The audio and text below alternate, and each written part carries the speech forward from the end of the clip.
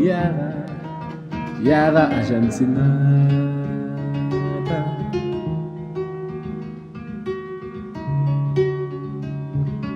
Yara.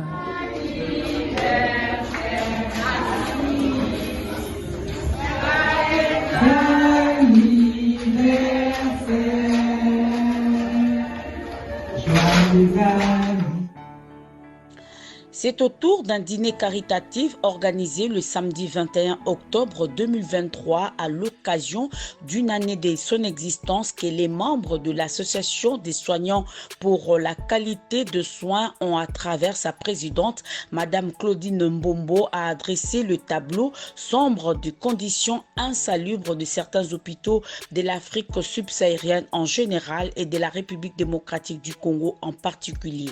Je suis Madame Claudine Mbombo, infirmière de profession et présidente de l'Association des soignants pour la qualité des soins, dont l'objectif principal est l'amélioration de la qualité de vie à travers l'hygiène hospitalière. Et cet environnement malsain cause des décès. C'est à cause de cela que nous nous sommes dit nous allons engager une lutte contre cela. Les sols, les salles d'opération, les maternités, les tables d'accouchement ne sont pas souvent désinfectées ou ils ne sont pas souvent en bon état. Voilà pourquoi nous voulons vraiment nous engager dans cette lutte pour améliorer cet état des choses. En organisant ces dîners, nous avons été en contact avec la maternité de l'hôpital général de Kibouts. Et il y a les images que vous pouvez voir. Nous avons constaté qu'il y a beaucoup de décès. Par mois, ils perdent au moins 3 femmes qui ont accouché et ils perdent au moins 12 nouveau-nés. Mais parce qu'ils ne peuvent pas les dire, ces décès-là sont dus au mauvais environnement, sont dus à la négligence de l'hygiène, sont dus au manque de l'hygiène. L'enfant peut naître, 3 jours après, l'enfant est décédé. Et ils savent pourquoi il est décédé, mais ils ne peuvent pas le dire. C'est parce que l'enfant a été enveloppé dans un pagne qui sortait de la maison de la coucheuse, alors que normalement, il faut des linges, des draps, des couvertures stérilisés pour accueillir les nouveaux-nés. Donc, le dîner est organisé pour aller soutenir la maternité de l'hôpital général de Kibouts.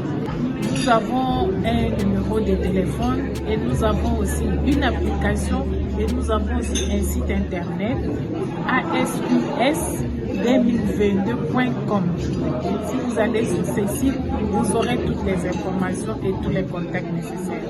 À part le finance, nous avons besoin que nous partons de petites choses jusqu'aux grandes. Ça veut dire nous partons des gants stériles et non stériles jusqu'aux incinérateurs.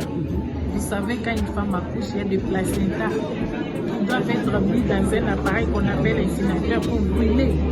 Mais ce n'est pas le cas en RDC. Il y a des dépotoirs où on va enterrer les placentas. Nous avons besoin des incinérateurs, nous avons besoin des seaux pour nettoyage, nous avons besoin des chaussures adaptées pour les techniciens des surfaces qui ont toujours des accidents de travail et qui ne sont pas assurés et qui ne savent rien réclamer. Notre seule différence sera la reddition des comptes. Madame la journaliste, je vous promets qu'une fois allés sur le terrain, nous allons vous réinviter pour vous faire des comptes de ce que nous avons fait de votre argent. C'est ça qui manque souvent à nos associations, la reddition des comptes. C'est lui ou celle qui a donné son argent, il a besoin de savoir à quoi il a été utilisé. Et nous prenons l'engagement de le faire avec vous.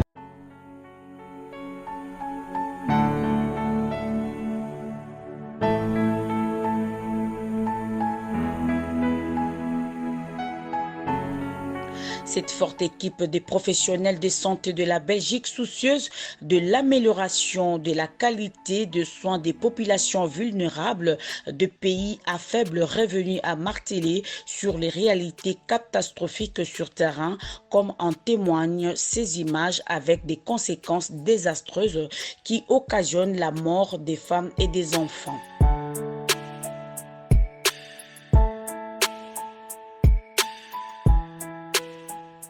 Présente à ces dîners caritatifs, la députée bruxelloise et échevine à Berkem-Sainte-Agathe, Gladys Kazadi, n'a pas manqué d'exprimer son soutien à ce projet noble qui vise à sauver des vies humaines par les règles simples d'hygiène élémentaire, d'où cet appel. Je suis Gladys Kazadi, députée bruxelloise, échevine de la santé publique à Berkem-Sainte-Agathe et vice-présidente nationale du mouvement politique Les Engagés. Par leur projet, en fait, qui vise à ce que les besoins primaires soient satisfaits. Les besoins primaires, c'est ce qui permet que demain, les personnes puissent être prises en main pour pouvoir s'émanciper et aspirer à devenir à devenir ceux qui doivent devenir, à pouvoir s'épanouir. Et c'est avec ces clés-là qu'on peut y arriver. Alors le projet ici qui est porté par l'association vise à administrer encore davantage d'aide, de soutien, de logistique aux hôpitaux pour leur permettre de pouvoir recevoir correctement les citoyens, et donc ça c'est fondamental. Pouvoir vivre dignement, c'est un droit fondamental. Alors une association qui va dans cette dynamique-là, je ne pouvais que pouvoir être présente pour montrer mon soutien, mais également mettre la main à la pâte pour ce projet qui plus est dans mon pays d'origine, et pour lequel, bien qu'en étant élu ici, je garde un œil sur ce qui se passe au pays. La tristesse pour ces personnes vivant à Kikwit et qui n'ont pas la possibilité en fait de pouvoir être reçues dans des conditions dignes. La tristesse parce que je me dis qu'en fait quand ces personnes vont dans les hôpitaux, dans les centres hospitaliers tels qu'ils sont à l'heure actuelle, ils risquent de repartir encore avec plus de pathologies qu'en arrivant, et donc montre également l'urgence de devoir agir, et donc l'urgence également de soutenir le type d'association comme celle d'ASQS. Non, pas directement, mais en tout cas je serai ouverte en tout cas à avoir des échanges avec eux sur cet aspect-là. Donc ils n'hésitent pas à me contacter. La présidente est en contact avec certaines autorités sur le territoire à Kikwit. Donc je ne manquerai pas de prendre des contacts avec elle pour voir un peu de quelle manière je peux encore plus activement aider pour la dignité de ces citoyens. Alors le message que j'ai à lancer, c'est de vraiment dire tout geste compte. Alors ici par rapport à cette association, que ce soit même 1 euro, que ce soit même les gants que vous pouvez fournir, tout compte. À l'heure actuelle, de vraiment vous dire que la santé, que la problématique de la santé est une problématique majeure. Si demain on veut des citoyens armés pour pouvoir relever le pays, il faut qu'ils puissent être en bonne santé. Et de dire qu'il faut d'abord prioritairement miser sur la santé.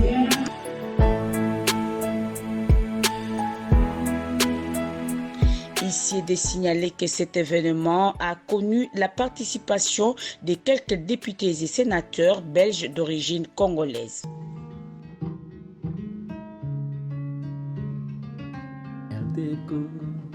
Congo, Brazzaville, Maroc, Sénégal, Yara, Argentina.